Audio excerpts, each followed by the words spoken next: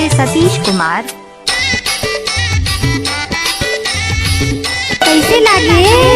हाय दैया। DJ Satish exclusive. चाउर लच्छर संझा किनाने गा झमाझम, तोरे चूल्हा बने हैं मांझा किलाने वो सरे फुल। चाउर लच्छर संझा किनाने गा झमाझम, तोरे चूल्हा बने हैं मांझा किलाने वो सरे फुल।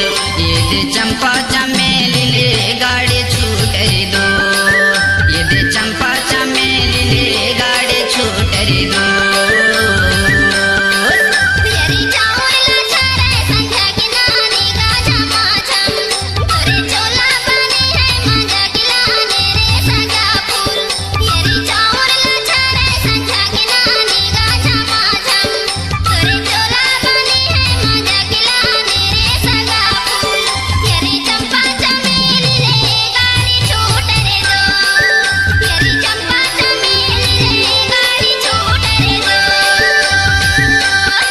Mixed by DJ Satish।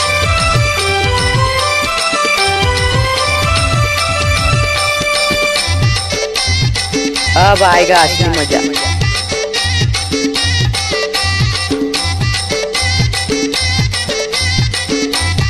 DJ Satish exclusive. सही में कहा था यार।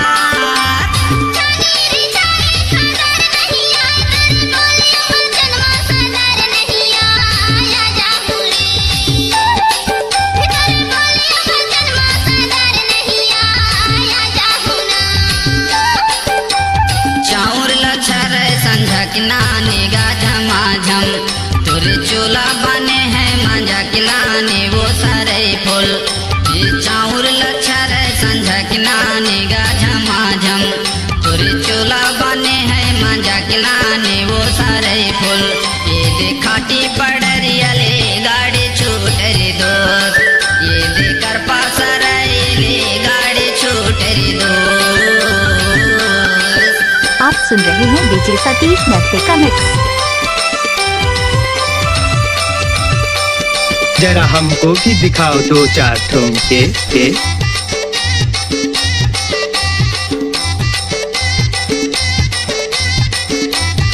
DJ Satish exclusive. खाए लदी है परोस करिले, खाए लदी है परोस करिले, तहाँ मोरो माया बर भरोस करिले आजा बेदो। तहाँ मोरो माया बर भरोस करिले आजा बेदो।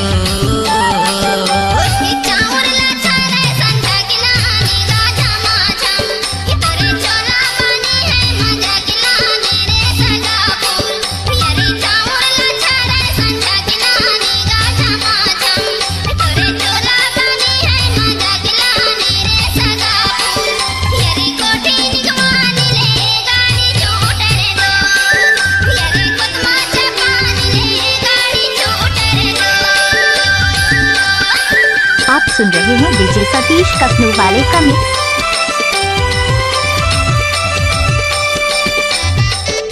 कैसे कर था?